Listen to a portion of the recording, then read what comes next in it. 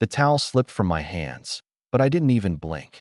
Her laugh, a dry, hollow chuckle, bounced off the laundry room tiles like mildew that had learned to speak. "You're lucky I even let you touch me."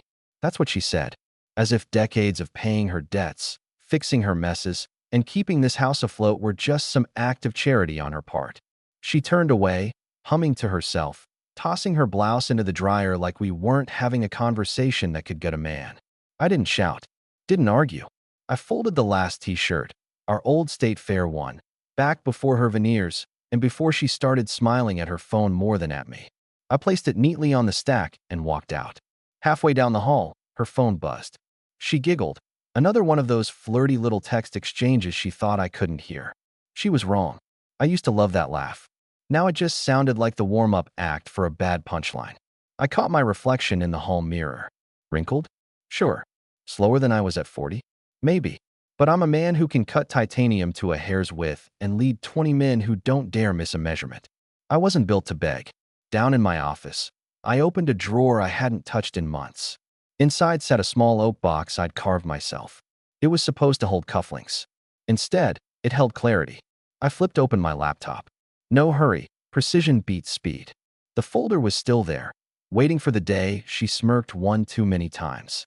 First up, emails from her realtor friend about weekends in Ridge Hill. The dates lined up perfectly with her so-called training retreats. Then, the texts synced quietly to the family iPad months ago. She never noticed. One message stuck out. "He's nice but dull." A placeholder. My life started late. Dull. Placeholder. I didn't get angry. Anger clouds the hands. And I was going to need mine steady for what came next. The printer hummed to life. Evidence slid out, page by page. I placed each one into the oak box. Slowly, methodically. The box wasn't full yet. But it would be. The funny thing about liars? They always leave fingerprints. By the time she drifted off to sleep that night, tablet sliding off her chest, some podcast whispering about real estate markets she didn't understand, I already had half the timeline mapped out. The iPad was still unlocked on the desk. She never understood that backup sync meant every message, every photo, every location tag, quietly copied over to my account. To her, tech was just wires and chargers. To me, it was leverage. I scrolled. Showings that ended early, lunches that ran long, little gaps in her calendar that matched perfectly with the Burstone Hotel's check-in records. I even found a photo she'd sent him, her wine glass raised in that smug, half-closed-eye smile she'd stopped showing me years ago. I didn't save just the obvious ones. Oh no, I saved everything. Screenshots of the good morning texts, the restaurant reservations under her maiden name, the little in-jokes they thought no one else would get. Because sometimes, the smallest detail is the sharpest blade. At 1:17 a.m., I encrypted the folder, dropped it on a flash drive, and slid it into the oak box. 2 backups. One in the safe, one in a place she'd never think to look.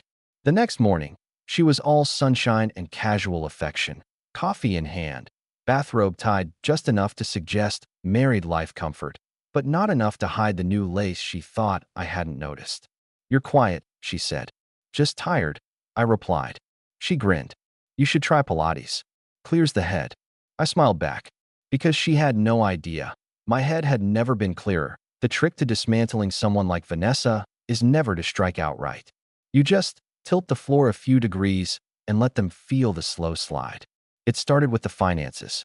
Not enough to trigger alarms, just subtle rerouting. I moved certain payments off our joint account. Canceled a couple of automatic transfers she never checked anyway. If she asked, I'd blame the bank. If she didn't, well, that told me how closely she paid attention. She didn't notice. Of course she didn't. Next came the social angle. I dropped a comment, half a joke, half a seed, during brunch with her friend Celeste. Funny how some people work so hard, yet seem to have so much free time. I caught the flicker in Vanessa's eyes. She'd wonder about that later. A week after, I made my mistake. I left my laptop open on the kitchen counter while I was in the garage. On the screen, a spreadsheet titled June Justice with nothing in it but dates, her dates. No labels, no context, just enough to be seen if you were snooping. That night she was quieter. Poured herself an extra glass of wine. Didn't ask me a thing, which told me everything. By the end of the month, I could feel her starting to twitch. checking my mood more often, laughing too loudly at nothing, spending more time on her phone, but glancing over her shoulder when she did. I wanted her to feel like she was the one being watched, because she was, and the box was getting heavier. There's a moment in every con where the con artist stops being careful. They get comfortable. They believe their own act. And when they do, the mask slips. It was a Thursday, one of her networking days. Vanessa had left in a cream blazer she'd bought 2 weeks earlier, claiming it was a business write-off. I'd seen the receipt in her purse. No tax code in the world could justify a $1,000 blazer for someone who sold mid-range condos in a city where the average buyer wore jeans to sign the papers. I wasn't following her that day. Didn't need to. But life has a way of serving up the proof you've been patient enough to wait for. Around 2 p.m., my phone buzzed. It was Darren from the shop, the kind of guy who has never once in his life lowered his voice. "You at home?" "Yeah." "Vanessa's at Burstone. Just saw her walking through the lobby with some guy, tall, dark jacket, hand on her back. Thought you'd want to know." He didn't linger on the line. Didn't have to. I didn't rush. Rushing makes you sloppy. Instead, I brewed coffee, checked the oil in the truck, and took my time driving over. Burstone was one of those hotels that tried to look historic, but smelled like it was hiding a plumbing problem. As soon as I walked in, I felt that faint lavender scent, same as the text threads. The desk clerk gave me the look you give a man you think you've seen here before. I walked right past him to the elevator like I belonged. 6th floor. The number I'd seen in the iPad's photo metadata last week. I didn't knock. Didn't even get close to the door. Just walked past. Glanced at the room service tray outside 614. 2 glasses, 1 wine bottle, half-eaten cheesecake. Then I kept walking, pulled out my phone, and snapped the shot from my hip. No faces. Just the tray. But I knew. Back home, I added it to the folder. The oak box groaned a little when I slid it shut. That night, she breezed in around 9:30 with traffic on her lips and a faint shimmer in her eyes that wasn't from the streetlights. I was on the couch with the news on, a glass of water in hand. She kissed my forehead without looking at me. "Long day?" I asked. "Brutal," she sighed.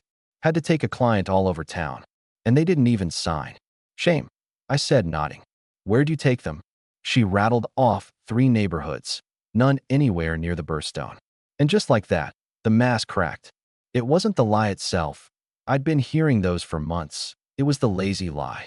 The one she didn't bother polishing because she thought she didn't have to anymore. "Maybe next time," I said, handing her the glass. She took it, drank, and wandered upstairs. The next morning, I started phase 2. Phase 2 wasn't about finding more proof. It was about positioning. Making sure that when the trap finally closed, she wouldn't just lose me. She'd lose the safety net she thought I was. First, I called our insurance agent. Adjusted the policy so that certain joint assets no longer sat in both names. On paper, it was just streamlining. In reality, it was the equivalent of pulling the net away from a trapeze artist mid-swing. Then, I visited my banker. Moved the line of credit she liked to tap for her business expenses into a separate account only I could touch. She didn't notice that either. 2 weeks in, the changes were small enough to pass under her radar, but big enough that, when the time came, she'd be standing on nothing but her own heels. The actual slip happened on a Sunday. We were at Celeste's place for what was supposed to be a casual afternoon barbecue. Celeste was one of those people who took pride in knowing everyone's business, and Vanessa adored her for it. Midway through, Celeste's husband made some offhand comment about that nice contractor from the deck job and how he was looking real sharp these days. Vanessa laughed, a little too quickly. "Yeah, well, he is keeping busy."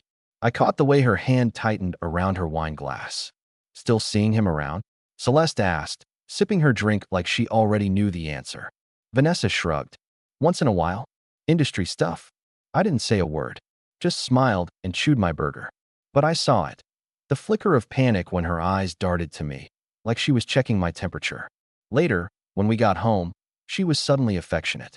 Too affectionate. Little touches in the kitchen, kisses on the cheek while I was checking the oven. That was her tell, affection as an apology for something she thought I might know. I filed it away, because now I had a clear connection between her, the contractor, and Celeste's loose tongue. That night, I sat in the office and reviewed the file. Emails, texts, hotel metadata, the room service tray, the lazy lie about the neighborhoods. The barbecue tell.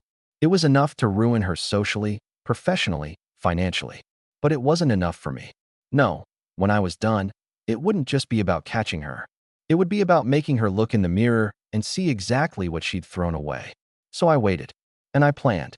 She gave me my opening a week later. We were sitting at breakfast, her flipping through a home decor magazine like she was furnishing a life I wasn't in. Out of nowhere, she asked, "Do you ever think about selling this place?" Downsizing. I looked up from my coffee. Why? Just change of scenery. Fresh start. She said it too casually, like she was testing the water before jumping. I knew exactly what it meant. She was picturing herself in a new place, with him. I smiled. Maybe.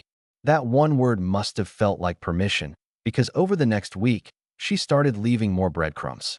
Comments about open floor plans and modern kitchens, flipping her laptop around to show me listings I didn't ask to see. Every breadcrumb she dropped, I picked up and put in the box. The slip wasn't a single act.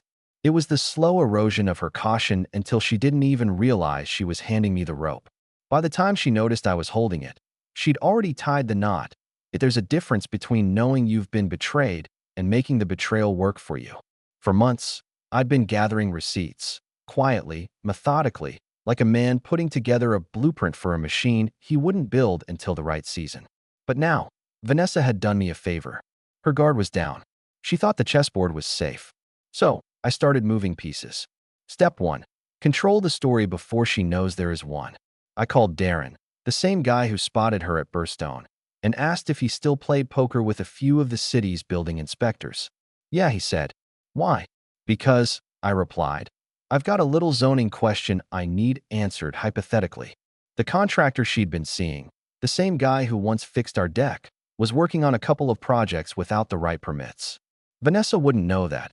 She didn't care about those kinds of details.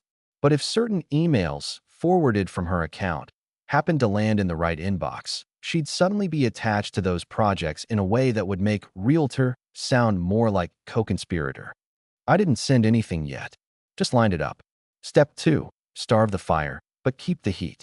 I stopped reacting to her digs. Stopped offering even a flicker of irritation when she forgot to tell me she'd be home late or left her phone face down on the counter when I walked in. You could see it on her face. She hated not knowing if she was getting to me. In fact, I went the opposite direction. I got calmer. Started cooking dinner a couple of times a week. Asked her about her clients, with genuine curiosity in my voice. She didn't know whether I was buying the act or baiting her. That uncertainty? That's leverage you can't fake. Step 3. Plant the shadow. At the next neighborhood barbecue, I made sure to ask Celeste's husband, in front of Celeste, how the contractor's new truck was treating him. "Oh, I don't know," he said. "Haven't seen him much lately." I nodded, gave a little laugh, and said, "Funny. I've heard he's been real busy with repeat business." I let the sentence hang there like smoke in the air. Didn't mention Vanessa's name. Didn't have to. Because gossip doesn't need proof. It just needs friction. By the end of the night, Vanessa was quieter than usual, her smile a little tighter, her hand tightening around her wine glass every time Celeste looked at her. Step 4. Build the illusion of options. A week later, I let her find something. Not the damning stuff. Just enough to make her think she had a fighting chance if I ever confronted her. It was a manila envelope on my desk, clearly visible when she walked in to drop off the mail. Inside, a couple of blurry photos, deliberately low quality, of her and the contractor getting into a car, plus a copy of a credit card statement showing a Burstone charge. She paused at my desk longer than she thought I noticed. That night, she was suddenly sweet again. Movie night, popcorn, her feet tucked under my leg on the couch like it was 2014. But her eyes kept darting to me during the movie, like she was trying to read whether I was bluffing or just ignorant. Step 5. Let her sweat while you shore up the exits. I called my lawyer, Marcus. Everything we discussed before. I told him. Let's make it official. Quietly, we restructured the accounts so that joint funds would require both signatures for withdrawal. Moved certain investments into my name alone. Updated my will. Nothing illegal. Nothing even dramatic. Just a slow transfer of weight from her side of the seesaw to mine. Vanessa didn't notice, yet. Step 6. Draw her in close. Here's the thing about predators. They don't expect to be hunted. So I gave her what she wanted, the illusion of a win. One night over dinner, I told her I'd been thinking about her downsizing idea. Maybe you're right, I said, spearing a bite of chicken. A fresh start could be good for both of us. She lit up, but tried to hide it behind a sip of wine. Really? Yeah, I said. We should start looking. I could see the math in her head. How quickly she could get out of this house, into somewhere new, and erase the past before I caught on to the truth. She didn't know I'd already arranged for a friend in real estate to feed her just enough false listings to keep her busy while I tightened the net. Step 7. Control the timing. I learned a long time ago that revenge isn't about speed, it's about precision. You don't swing until the other person is balanced right where you want them, one foot on solid ground, the other dangling over the cliff. I waited until she was deep into a new client project with the contractor, something she was convinced would close fast, and put her in the local paper. She'd been talking about it for days, her confidence swelling like a balloon. That's when I made my move, not to pop the balloon, but to let out just enough air to make her wonder if it was leaking. It started with an email from her broker, forwarded to me by an anonymous sender, Marcus, of course. It was short. Vanessa, questions have been raised regarding your involvement with a contractor currently under city review. Please be prepared to provide documentation of all related client interactions. This is not a formal inquiry, but we'd like to get ahead of any potential misunderstandings. When she read it, her face went still. For once, she didn't have a ready smile or a flirty deflection. Everything okay? I asked from the kitchen doorway. She looked up. Yeah, just work stuff. Need my help with anything? Her lips twitched. No, I can handle it. I nodded. I'm sure you can. Over the next week, she got jumpier, stayed on the phone longer in the bedroom, double-checked her email before leaving the house. And each night, she'd try a little harder to be warm, like she thought she could charm her way through whatever storm she'd sensed on the horizon. But she didn't know I was the one setting the weather. By the end of the month, every piece was where it needed to be. Her guard was down. The gossip trail was warm.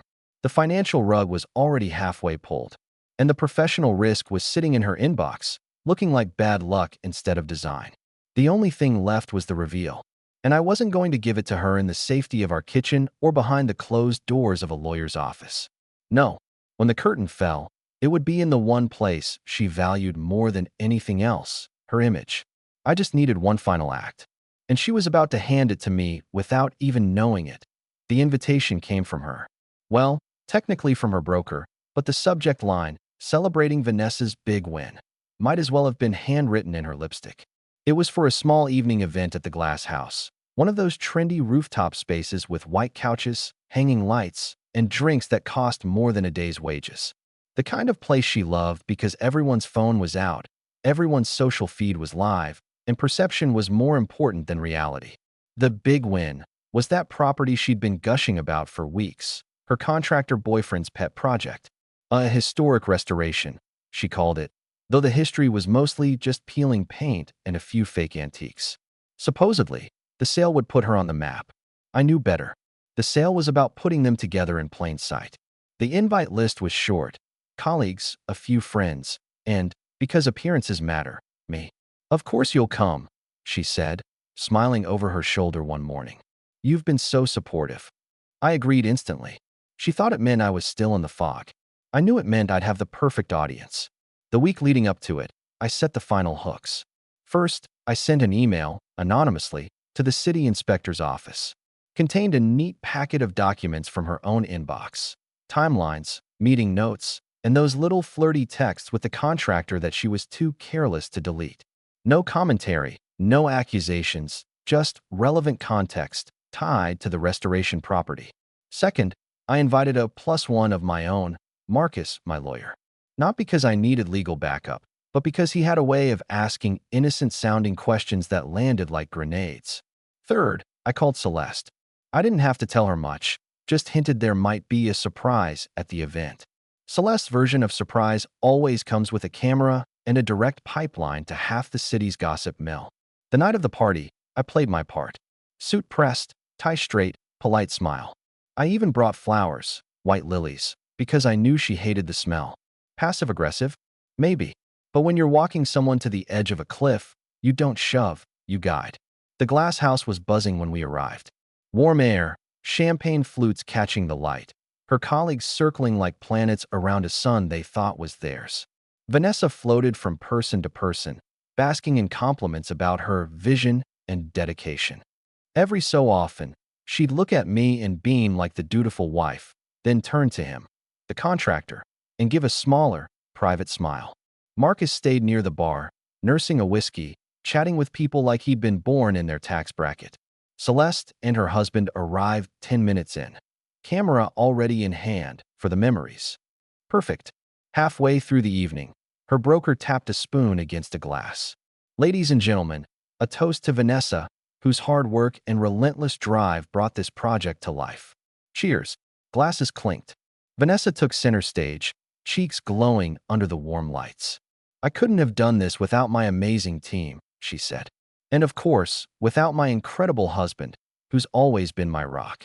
The room turned toward me. I smiled, nodded. Then I stepped forward. Since we're sharing, I began, I'd like to raise a toast too. Vanessa's eyes lit up. She thought I was about to play the role of proud spouse. Instead, I set my phone on the nearest table, face up. The screen glowed with a paused slideshow, photos, screenshots, hotel receipts, a certain room service tray from the Burstone. You all know Vanessa as a hard worker, I said. But I've gotten to see another side, a side that's even more resourceful. A few nervous chuckles rippled through the crowd. The contractor shifted in his seat. Vanessa's smile faltered. In the spirit of transparency, I continued. I thought I'd share a little highlight reel of her dedication. You'll see not just the long hours and client meetings, but also the partnerships she's built outside the office. Some of them. I glanced at the contractor, very hands-on. I tapped the screen. The slideshow began. The first photo was harmless, a blurry shot of her and him stepping into a car. The second was a cropped text exchange, her words in pink bubbles. Can't wait to see you outside the sheets for once, LOL. Gasp started in the back. Then came the hotel receipts. The Burstone lobby selfie. The calendar screenshots with training retreat, side by side with credit card charges for two. Someone near the bar muttered, "Oh, damn." Vanessa stepped forward, voice tight. "Logan, what are you doing?" "Celebrating you," I said evenly. "Everything you've accomplished." She reached for the phone, but Marcus got there first, lifting it out of reach. "Easy," he said lightly. "We're just getting to the good part." By now, the crowd had shifted, half of them wide-eyed, half pretending to check their drinks. The contractor's face was pale enough to match the tablecloths. And then, right on cue, the city inspector walked in. Not a coincidence. "Mrs. James," he said loudly, holding up a folder. "We need to discuss some irregularities regarding the restoration property." Every camera phone in the place tilted toward her. Celeste flash popped twice. "This is harassment." Vanessa snapped. "No," I said quietly, leaning in so only she could hear. "This is timing." The inspector didn't need to arrest her or even accuse her. All he had to do was ask her to step aside in front of her peers, her broker, her boyfriend, and the one man she thought she'd humiliated into silence. She went, still hissing over her shoulder that she'd fix this, still convinced she could spin it. But the damage was done. Her image, the thing she valued more than love, money, or truth, was cracked beyond repair. Marcus and I left soon after, the air on the rooftop thick with whispers. In the elevator, he handed me back my phone. "That was surgical," he said. I shrugged. She spent months writing the script. I just read the ending out loud. Back home, the house was silent. The oak box sat on my desk, lighter now that most of its contents had been displayed for the only audience that mattered. I didn't feel triumphant. Not exactly. Revenge, when done right, isn't loud. It's quiet, clean, irrevocable. She'd keep some friends, lose others. She'd keep her job, maybe, but never the reputation. The contractor would slink back to his projects, wary now of mixing business with pleasure. And me?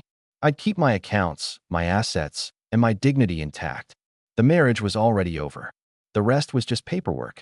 I closed the box and locked it away, not because I needed it anymore, but because it was a reminder. Never rush, never warn, and never let them choose the stage. The morning after the rooftop debacle, Vanessa came home looking like someone had swapped her champagne for vinegar. Hair a mess, heels in hand, that blazer from the big night crumpled in the crook of her arm. "You humiliated me," she said flatly. "No," I replied. not looking up from my coffee. You humiliated yourself. I just made sure there was an audience. Her voice pitched higher. Do you have any idea what you've done? I could lose everything. I set down my cup.